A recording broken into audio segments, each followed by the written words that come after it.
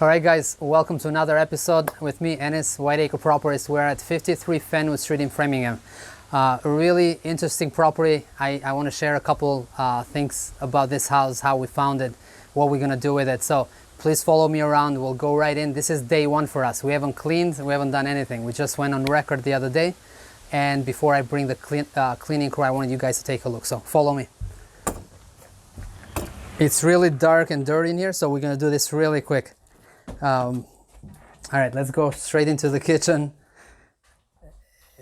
I mean, this house has been vacant for about 8 years, so it's moldy in here. I really don't want to stay too long, but just wanted to show you guys what we're dealing with. So kitchen, we're gonna take this wall out. This is a bedroom right now. It's gonna turn into a dining area, and it's a small house, by the way. It's only about 1,300 square feet between first and second floor.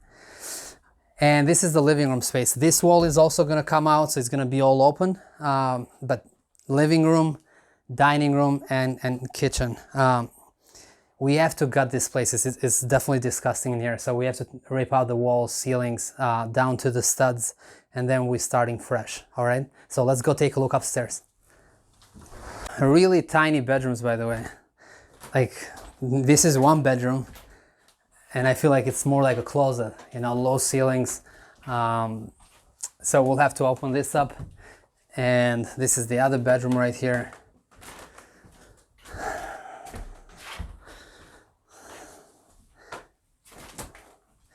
And we got one more right here. So it's 3 bedrooms on this floor and 1 bath. The plan we have, it's actually going to be a 4-bedroom house. I think we have 2.5 baths, so we're gonna go into the attic and have 2 bedrooms up there. Let's see if we can go take a quick look in the attic, and then we're out of here. Whew, it's like 100 degrees in here. So, kind of small, but you know, the plan is actually to work with what we have here and come up with 2 small bedrooms. We might put a dormer. We'll see what happens if we have enough funds to put a dormer on each side and gain some space up here. But this is the only way to really fit 4 bedrooms up here and 2.5 baths on first and second floor. So, all right, let's get outside. I want to show you guys the backyard, which is awesome, and then we can talk about how we found this deal, what we're gonna do, how we funded, and things like that. All right, let's go out.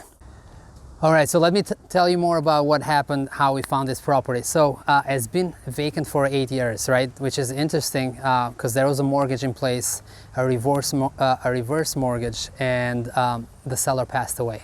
So I've been driving on this street up and down for a long time. I live actually close by. So I wanted to buy it. A lot of people in the neighborhood wanted to buy it, but the lady passed away and there was no close relatives in the area. So what happened is we looked up the registry of deeds, and we found out that there was a will recorded. And we looked at the will, and the will mentioned this person in Ireland, as in Ireland outside of the United States, in Europe. So, you know, we kind of did our research, being crazy as we are. We said, hey, let's go a step further to see if we can find someone related to this property. This property, has been vacant for a long time. Found someone. We found a phone number to a city hall based on that will and the name on that will, right? Called the city hall in Ireland. They were like, you know what, it's a small town, let me ask for this person, and her name is Margaret O'Flynn. So next thing, we get an email, I think a couple days later, saying, hey, you know, my name is Margaret, you've been looking for me, how can I help you? Long story short, she was willing to sell to us. She was the executor of the estate from the will, and she was like, you know what, I have nothing to do with the property. I know there is a large mortgage on it and the property is in poor shape. Help me out, whatever you guys want to do. I know this is going to go into foreclosure, which I don't know why it took so long, 8 years, and the bank didn't foreclose yet, but that's another story, right? So I mentioned this because persistence pays off, and you know, not giving up on leads also pays off, because here we are. It did take us 13 months, which is huge, but we got to the closing table, and there was problems that we had to solve, right? It wasn't easy. Problem number 1 was finding this person that was in Ireland, right? Just reaching out, making sure we explained the process, so that was huge. Number 2, we had to probate the will. right? The lady that passed away, she had just written this will. It wasn't probated. There was information there that was missing. We hired a probate attorney to go and do this, process. So we solved that problem. There was one more problem, the short sale. I think the lady that passed away had gotten a reverse mortgage, I believe, for about $500,000. Our cash offer was only for $200,000, so there was a huge difference in price there. So we hired a specialist that does short sales, and that's what they do for business.